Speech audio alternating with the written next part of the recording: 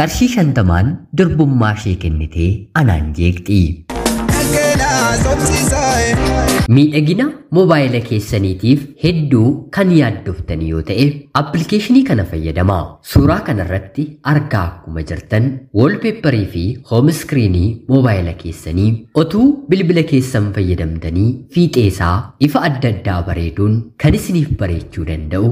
Keessumaa galgala yeroo ifaa dhaamsitan ifti mobaayila keessanii haala adda ta'een miira bareedinaa addaa kan isiniif uumu. Haalli itti fayyadamasaas baay'ee salphaa kan ta'e appilikeeshiniin moobaayilii liinkiin isaa komentii viidiyoo kanaa kan jalqabaa jala jira.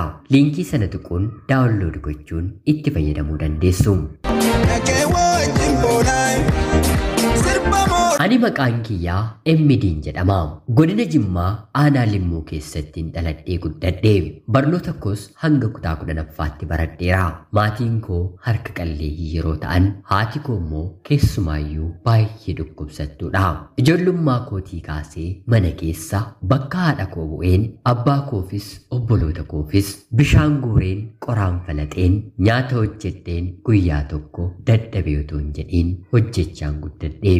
Haati kiyya baay'ee dhukkubsattuu kan taateef mana barnootaa dhaqee hangan deebi'utti waa na jalaa taateeti jedheen baay'ee yaadda'a. Diinonni maatii kiyyaas waa'ee du'uu malee jiraachuu haadha kiyyaa natti naasa'anii. Lubbuu kennuus fudhachuus kan danda'u waaqti haga yoonaa naaf fayyisee haadha koo naaf jiraachiseera. Isaaf galanni naaf haa ta'u. Haati kee laafteetti har'a duuti bor duuti naan jechuun ollaan gurra na dhukkubsaa ture. Abbaa koo waliin qotaa aramaa dallaa hidhaan umurii koo dabarsee namoonni ollaa kiyyaa dhiira moo dhalaadhaati hanga naan jedhanitti hojii gurguddaa dalagaan ture. Umriin koo waggaa 18 yeroo guutu barnoota kutaa 10ffaan xumure. Akka carraa ta'ee maatrikiinis waan naaf hin dhufneef maatiin koollee harka qalleeyyii waan ta'aniif waanuma gaaffii hin qabne deemeen gargaaruun qaba jedheen paaspoortii baafadhee baatii 2 booda dafee viizaan kiyya naaf dhufee imala kiyyaa gara biyya ambaatti raawwadhe. Waggaa 4 nan hojjetadhe. Maallaqan argadhuun haadha koo wal'aannachaa maatii koo gargaareen waan isaan barbaadan ergan godheefii booda gara biyyaatti deebi'een baatii 2 boqodheen deebi'een hojii koo itti fufee. Si'a kana garuu kanaan booddee mataa kiyyaaf hojjetachuun qaba jedheen wantan hojjedhu ofiif kaawwachuu qusachuun eegalee. Hanga ammaatti biyya ambaa dhufees biyyas yeroon jiru akka nama umrii isaatiin jiru dhiqadhee dibadheen akka hiriyoota koo ta'een guyyaa tokko hin beeku. Yeroo hundaa gaduma jedheen jiraadha. Si'an mataa kiyyaaf hojjechuun qaban jedhu garuu rakkoon gidiraan natti baay'ate. Biyya ambaa yeroon dhufu kana hiriyaa dubartii tokko qabadheera. Haadha, abbaa, obboleettii, obboleessa gorsituu naaf taati. Baay'ees wal jaallanna jecha waliif kabajna. Kana godhi yeroo jettu nan godha. Kana godhi yeroon jedhuun ni gooti. Maarree mucayyoon kun guyyaa tokko obboleessa isheedhaan wal na barsiisti. Haasoos waliin eegallee. Haasoo booddees gaaffii jaalalaa naaf dhiyeesse. Yeroo kanatti ani lakkii ani kaayyoon koo kanaaf hin dhufne. Yeroo ammaa kanatti gaaffii akkanaaf jireenya kanaaf of hin qopheessine jedheen deebiseefi. Yeroo kanatti inni ani haasoo sirraan kutu gaafa eeyyamamtuu taatu tole naaf jedhee waliin itti fufne. Booddee irratti obboleettiinsaa hiriyaan koo gidduu galtee hiriyyummaan keenyi dhiigaan akka walitti hidhamnuuf maaloo obboleessa kiyyaaf tole jedhii akka ati jaalallee hin qabnes nan beeka obboleessi kiyya immoo nama gaariidha jettee na kadhatte. Yeroo booddee anis tole jedheen obboleessa ishee waliin jaalallee ta'een waliin dabarsuu eegalle. Baatii 5 jaalalaan erga waliin turree booda jaarsi gara maatii kiyyaatti ergamee haa ta'uutii garuu abbaan koo nama ani hin beekneef intala kiyya hin kennu jedhee baay'ee didee booddee irratti anumti anatu jaallatee sirriitti hin beekaa sirriitti namana jedheen abbaa kiyya amansiiseen ni kaannuu fedhame. Anii fi jaarsi kiyya biyya garaagaraa hojjechaa kan turre innis gara biyya ani hojjedhuutti jijjiirratee biyya tokko keessa waliin hojjechuu eegalle. Ani kontiraataa yookiin immoo xalabaa waan hojjedhu manaa ba'uu hin danda'u. Sababa kanaaf biyyuma tokko hojjenna malee ijaan waliin arginu. Kanaan anis hojjetachaa otoo hin jiru warren bira hojjedhu maallaqa baatii torbaa na dhowwatanii naaf kennaa jedhee yeroon kadhadhu nuti maallaqa hin qabnu gara biyyaatti si galchina naan jechuun na sodaachisuu eegalanii yeroo kana halkaniif guyyaa gara rabbiitti boo'een yaa rabbii wantan hojjedhe yoo na dhowwatan wantan hojjedhe nan dhowwatiinii jedheen kadhadheen yoo maallaqa na dhowwattan waraqaa kiyya naaf kennaa bakka biraa deemeen hojjedhaa jedheen isaan gaafadhe yeroo kanatti isaan maqaa keenya nu balleessuufidha jedhanii sodaatanis booddeerra garuu tole naan jedhanii bakka biraa deemee akkan hojjedhuuf naaf eeyyamanii yeroo kanatti abbaa manaa kootti bilbileen kunoo maallaqa kiyya na dhowwatanii waraqaa kiyya immoo naaf kennaniiru kottu na fudhu bakka kanatti jedhee yeroon gaafadhu hundumaayyuu kan godhu rabbidhaa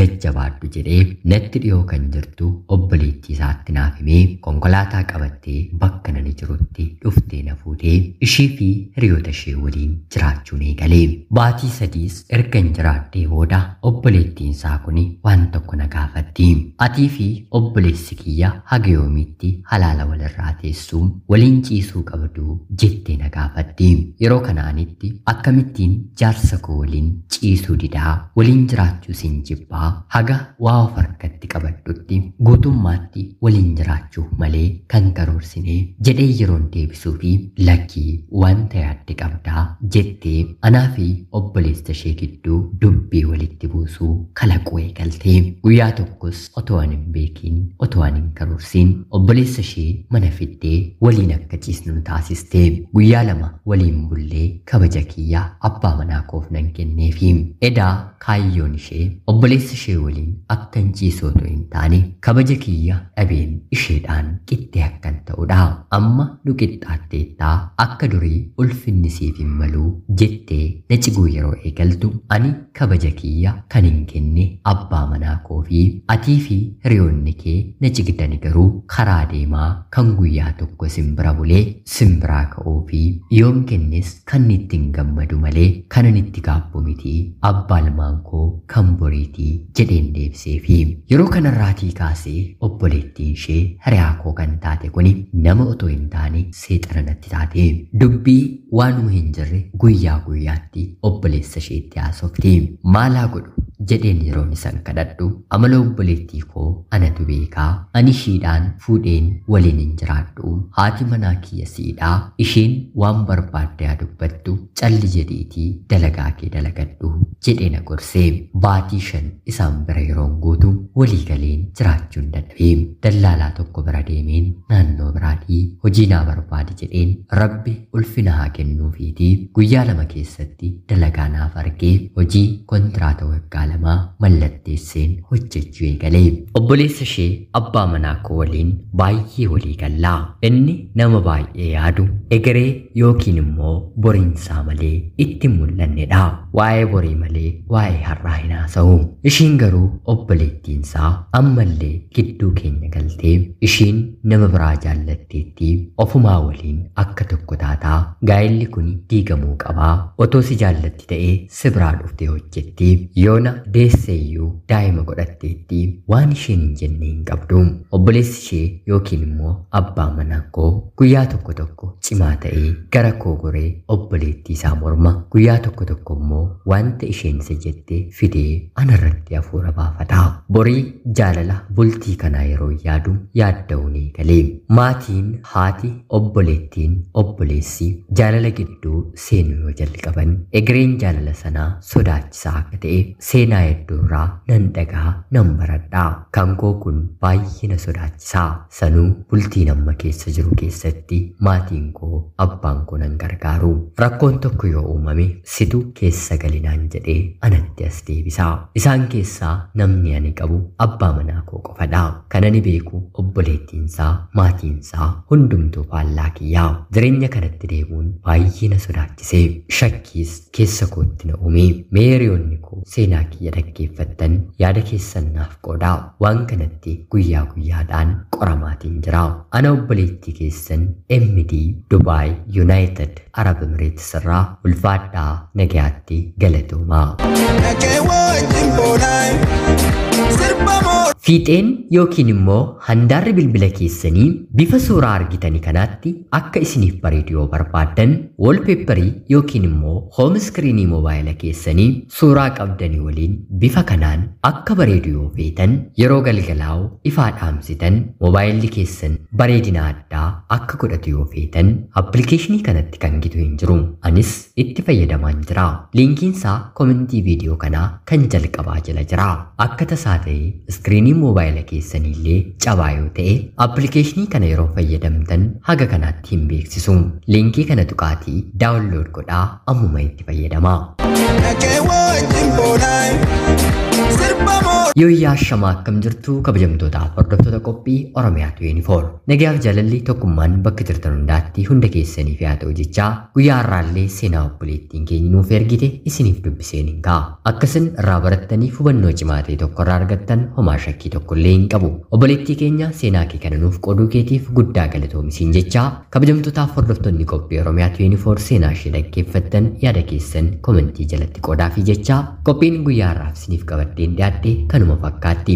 Haga yoonaatti yeroo keessan naaf kennitanii dhaggeeffachaa turuu keessaniitiif guddaa galatoomaa jechaa laayik sheer gochuun illee akkana jajjabeessitan kabajaan isiniin gaafadha. Akkanumallee namoonni chaanalii keenyaaf haaraa taatan anaa dhufu kun Oromiyaa 24 guyyaa guyyaatiin xalayaa jaalalaa seenaa jireenyaa nama barsiisuu bashannansiisuu danda'u isiniif qabattee waan dhiyaattuuf sabskiraayib gochuun maatii keenya argatatanii booda xalayaa jaalalaa seenaa jireenyaa nama barsiisuu bashannansiisuu danda'u qabaattan karaa telegiraamii karaa lakkoofsa bilbilaa kiyyaa duwwaa 937 naaf erguun irratti hirmaachuu ni dandeessu.